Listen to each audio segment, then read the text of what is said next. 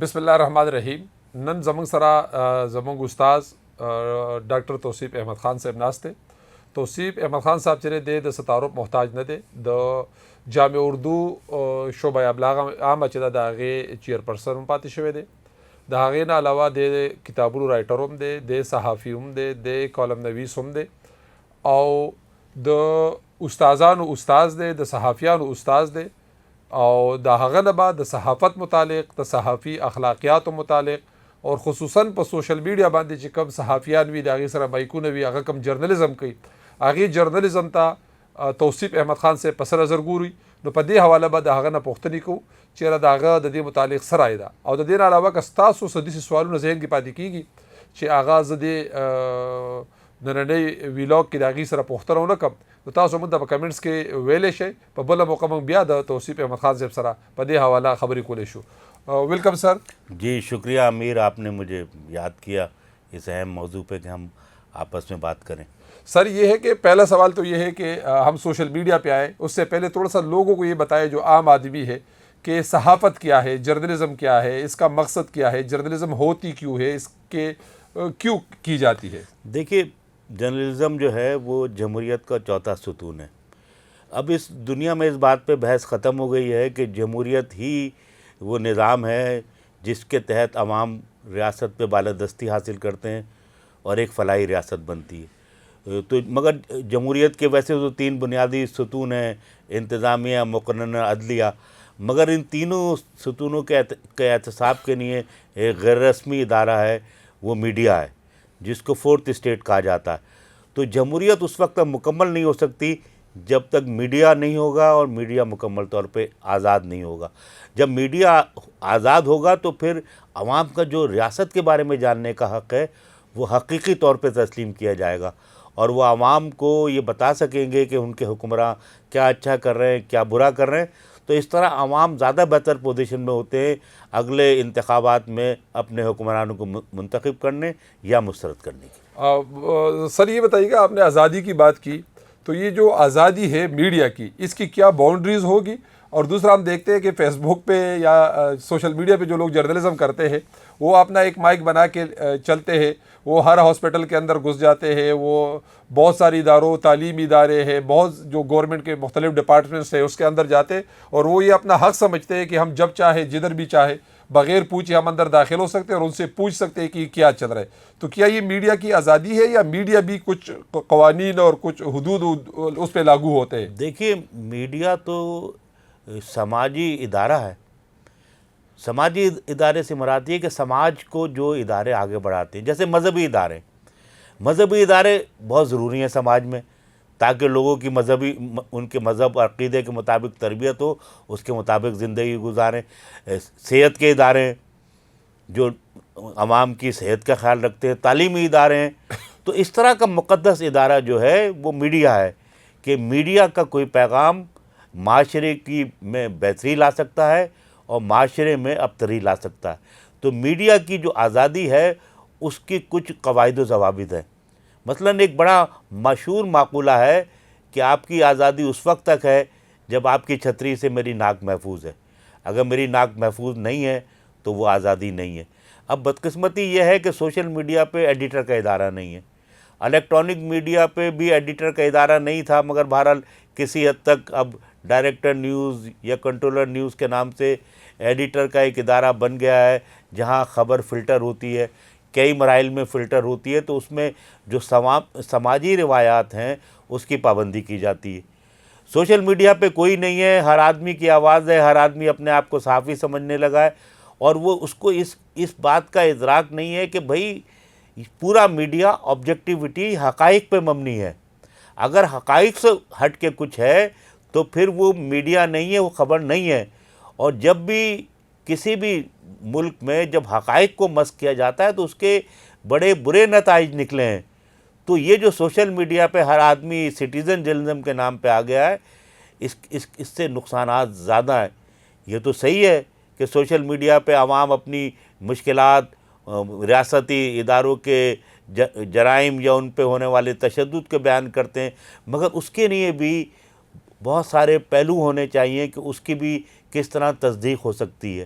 تو یہ social media پہ جو لوگ ہر آدمی مائک لے کے جا رہا ہے، یہ صحافت نہیں کر رہا، کچھ اور کر رہا.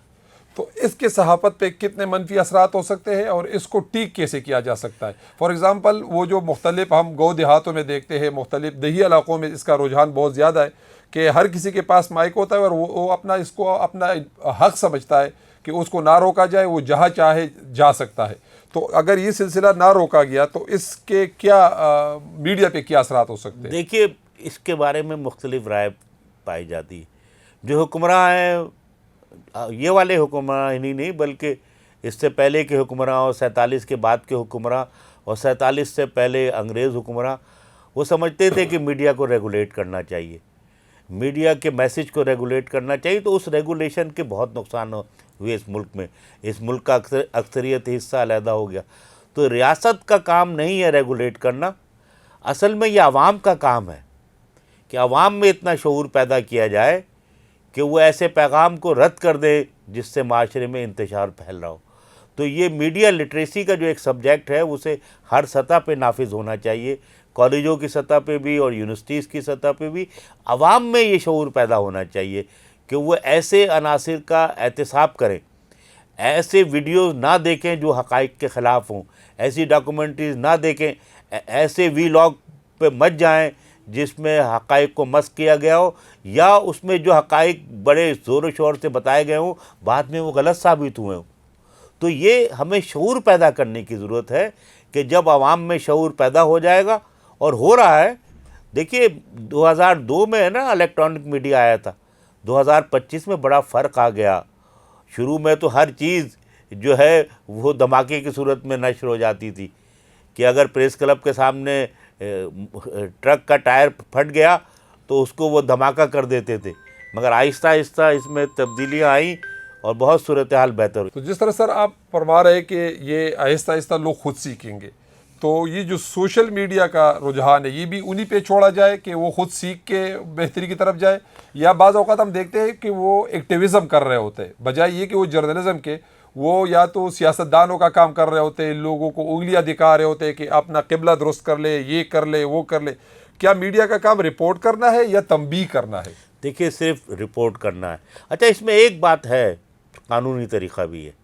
وہ قانونی طریقہ وہ نہیں جو پی کا ایکٹ بنا کے ریگولیٹ کرنے کی کوشش. پوری دنیا میں ہتک عزت کے قوانین ہیں، اور یہ قوانین اتنے زیادہ سخت ہیں برطانیہ میں کہ اگر کسی شخص کو سزا ہو گئی اور وہ 1 سال جیل کاٹ کے آ گیا تو پھر آپ اس کے بارے میں نہیں کہہ سکتے کہ سزا یافتہ ہے. وہاں یہ تصور ہے کہ جب ایک دفعہ سزا ہو گئی تو پھر وہ پاک ہو گیا. تو اس میں ہمیں ہتک عزت کے آسان قوانین بنانے چاہیے، عدالتی نظام کو آسان اور سہل کرنا چاہیے. اب یہی دیکھ لیں کہ وزیر اعظم نواز شریف نے 10 سال پہلے عمران خان کے خلاف مقدمہ کیا تھا، وہ آج بھی سیشن عدالت میں چل رہا ہے. تو یہ کیونکہ یہ اگر یہی مقدمہ جب میاں شہباز شریف نے اس وقت کیا تھا جب وہ وزیر اعظم نہیں تھے، جیل میں تھے یا جیل سے باہر آئے تھے، 6 مہینے میں فیصلہ ہو جاتا تو عمران خان کو سزا ہو جاتی. مگر طوالت کی وجہ سے، کہ یہ جو طوالت ہے اس کی وجہ سے یہ نقصان ہوتا ہے. تو اس کے لیے ہتک عزت کے قوانین ایسے ہی بنائیں جیسے برطانیہ میں، جیسے امریکہ میں. تو وہ اسی قوانین کو اور عدالتی نظام کو آسان کیا جائے. اگر کوئی شخص کسی پہ جھوٹا الزام لگا رہا ہے، کسی پہ جرم کا الزام لگا رہا ہے، اگر اس کے پاس ثبوت نہیں ہے تو عدالت اس کو سزا دے گی، عدالت اس سے جرمانہ کرے گی، اس کے چینل کو بند کر دے گی.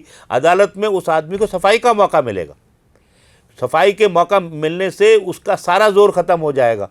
تو بنیادی طور پہ جیسا کہ مہذب جمہوری ممالک ہیں، اس میں ضروری ہے کہ عدالتی نظام کو بہتر کیا جائے، ہتک عزت کے قوانین بنائے جائیں. تو یہ سارا شور جو ہے بہت محدود ہو جائے گا. بہت مختصر لوگ رہ جائیں گے جو آبجیکٹیوٹی کے ساتھ اپنی بات کریں گے. مسئلہ یہ ہے کہ ہماری ریاست کی ترجیح یہ نہیں ہے کہ میڈیا مضبوط ہو، سوشل میڈیا مضبوط ہو. وہ تو اسے ریگولیٹ کرنا چاہتے ہیں، اس لیے وہ ہتک عزت کے قانون پہ نہیں آتے. اب بدقسمتی یہ ہے کہ وزیر اعظم خود انصاف نہیں پا رہے، مگر انہوں نے یہ نہیں کہا کہ ہتک عزت کے قانون کو آسان بنا دیں گے. تو بھئی ہتک عزت کے قانون کو آسان بنائیں، عدالتی نظام بہتر کریں، خود ہی سارے معاملات طے ہو جائیں گے. سر یہ جو آپ بات کر رہے ہیں، جس طرح آپ دیکھ رہے ہیں کہ ایک وکیل ہوتا ہے تو اس کے لیے باقاعدہ قانون کی تعلیم لازمی ہوتی ہے، پھر اس کو لائسنس لینا ہوتا ہے متعلقہ اداروں سے. اس طرح انجینئر ہے، اس کے لیے بھی یہی ہے. میڈیکل ڈاکٹر ہے اس کے لیے بھی یہی ہے. آپ کیا سمجھتے ہیں صحافی کے لیے بھی کوئی لاز ہونی چاہیے کہ وہ جب تک ماس کمیونیکیشن یا جرنلزم پڑھ کے نہ آئے تب تک وہ صحافت نہ کرے, یا جس طرح چل رہا ہے اس طرح ہی چلنے دیا جائے؟ دیکھیے یہ بات ہمارا آپ کا مطالبہ رہا ہے کہ جو باقاعدہ ڈگری والے ہیں انہیں دیا جائے، مگر یہ کہ جو ہمارے ملک کی صورتحال ہے اس میں ڈاکٹر جو ہے سی ایس پی افسر بن جاتے ہیں، پولیس افسر بن جاتے ہیں، اکنامکس والے جو ہیں وہ کہیں وکالت میں چلے جاتے ہیں. تو یہ تو ایک صورتحال ہے، تو اس میں فوری طور پہ تو قانون سازی نہیں ہو سکتی، مگر اگر ہتک عزت کے قانون کو آسان بنا دیا جائے تو خود ہی معاملات آسان ہو جائیں گے، بہت زیادہ آسان ہو جائیں گے. برطانیہ میں کوئی آدمی بغیر ثبوت کے اگر وہ خبر چھاپے گا تو اسے معافی مانگنی پڑے گی، اور معافی کا مطلب یہ ہے کہ اس میڈیا کی ساکھ ختم ہو جائے گی. اے آر وائی کے خلاف میر شکیل الرحمان نے مقدمہ کیا، وہ مقدمہ جیت گئے. اے آر وائی کی نشریات آج بھی برطانیہ میں بند ہیں، اور انہیں جرمانہ الگ دینا پڑا اس لیے کہ انہوں نے میر شکیل الرحمان پہ ملک دشمنی کے الزامات لگائے تھے اور وہ اس کا ثبوت پیش نہیں کر سکے تھے. تو بھائی قوانین کی بہتری کی طرف جائیں تو صورتحال بہتر ہو جائے گی. یہاں پر اگر سوشل میڈیا پر کسی کی ہتک عزت کی جائے، چاہے وہ جرنلسٹ ہو یا نان جرنلسٹ ہو یا خود کو ویسے صحافی مانتا ہو، تو اس عام آدمی کے لیے جو گاؤں دیہات سے اس کا تعلق ہے، اس کے پاس کیا آپشن ہے کہ اس بندے کے پاس خلاف جائے اور کہا جائے؟ اور اس کی دیکھیے اس کے پاس بھی وہی اس کا حق ہے کہ اسے عدالت سے رجوع کرے، مگر قانون تو آسان ہو، قانون مشکل نہ ہو، اس کے لیے مقدمہ کرنے کے لیے پیسے نہ ہو تو پھر وہ مشکل میں جائے گا. اتنا آسان قانون ہو کہ اگر کسی فرد کی توہین ہوتی ہے تو آسانی سے ایک اپلیکیشن دے اور عدالت اس کی اپلیکیشن کو اس پہ توجہ دے اور فوری طور پہ کارروائی کرے، تو یہ بہت ساری چیزیں چھٹ جائیں گی اگر قانون بنا دیا جائے. ہاں سر، یہ تو ایک گھنٹوں اور کئی دنوں اور مہینوں کی بحث ہے اگر ہم یہاں یہ بحث کرتے رہے، لیکن آسان اس کا اگر یہ جو جرنلسٹ خود بنے ہوئے خود کو صحافی مانتے ہیں، اس میں پریس کلب کیا کردار ادا کر سکتے ہیں؟ اس میں جو یونین ہے مختلف صحافیوں کے، وہ کیا کردار ادا کر سکتے ہیں تاکہ ان کا بھی جو اخلاقی اقدار ہے صحافیوں کے، یا جو صحافیوں نے جو اصول بنائے ہیں پی ایف یو جے نے یا پریس کلبز نے یا سی پی این ای نے، وہ ان تک پہنچے تاکہ وہ اس طرح کی جرنلزم کرے جس طرح کرنی چاہیے. جو یونینز ہیں صحافیوں کی اور پریس کلب ہیں، انہیں تربیت کا کام کرنا چاہیے، انہیں قانون سے آگاہی کا کام کرنا چاہیے، انہیں خود مطالبہ کرنا چاہیے کہ ہتک عزت کے قوانین آسان ہوں، تو وہ خود ٹریننگ کا کام کریں اور کر بھی رہے ہیں. تو اس کے نتیجے میں جو سوشل میڈیا کو استعمال کرنے یا اس کے ذریعے اپنا کیریئر بنانے والے نوجوان ہیں، جب وہ سیکھیں گے، ٹریننگ پہ جائیں گے، ورک شاپ میں جائیں گے تو ان کی تربیت ہوگی، تو وہ زیادہ بہتر انداز میں اس مواد کو پیش کر سکیں گے اور وہ سارے قواعد و ضوابط کی پابندی کریں گے جو میڈیا کی اخلاقیات کے لیے لازمی. سر سے ایک آخری سوال پوچھتے ہیں، جو ابھی تک ہم سے سر کی باتوں سے جو اب تک لگا اس کی سر سے پوچھیں گے کہ کیا میں صحیح سمجھا ہوں کہ نہیں. مجھے یہ لگا کہ سر یہ کہہ رہے ہیں کہ قوانین نہیں ہونی چاہیے پابندی کی کہ خبر دینے میں کوئی رکاوٹ نہ ہو، لیکن جو ہتک عزت کا قانون ہے وہ انتہائی سہل ہونا چاہیے اور اس کی گرفت ہونی چاہیے اور ان کے مقدمات کے فیصلے جلد ہونی چاہیے. اگر کوئی غلط خبر دے تو ان کی پکڑ ہو، خبر دینے پہ کوئی پابندی نہیں ہونی چاہیے. سر صحیح درست؟ بالکل آپ نے صحیح مفہوم کیا، کیونکہ ریاست کو ریگولیٹ نہیں کرنا چاہیے، کیونکہ ماضی کی تاریخ اس حوالے سے بہت بری ہے کہ ریاست نے جب بھی میڈیا کو ریگولیٹ کیا تو اس کے منفی نتائج نکلے.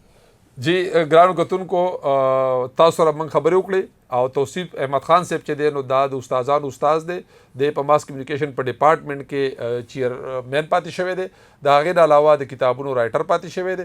د صحافت په حواله صحافت سره د هغې متعلق تاسو خبرې واورېدې. په سوشل میډیا چې کوم صحافیان ګرځي نو هغه عوام ته دا وینا کوي چې تاسو کوم ځای کې ګورئ چې د حقایقو برخلاف څوک خبره کوي، دروغ کوي، پروپیګنډه کوي، د دغې خلکو په خپله بایکاټ وکړئ. هغه په صحافت باندې د پابندۍ په حق کې خو نه دی، خو هغه وایي چې د شهریانو دپاره د هتک عزت قانون دومره سخت شي که څوک ته چا هتک عزت کوي نو کم از کم چې د هغه خلاف څوک کارروایي وکړي نو چې په هغې باندې هغه ته بیا ریلیف ملاویدی شي. ایک آخری سوال سر سے پوچھتے ہیں، آپ ہمیشہ آپ سے سنتے آ رہے، یونیورسٹی میں آپ ہی سے ہم نے سیکھا ہے.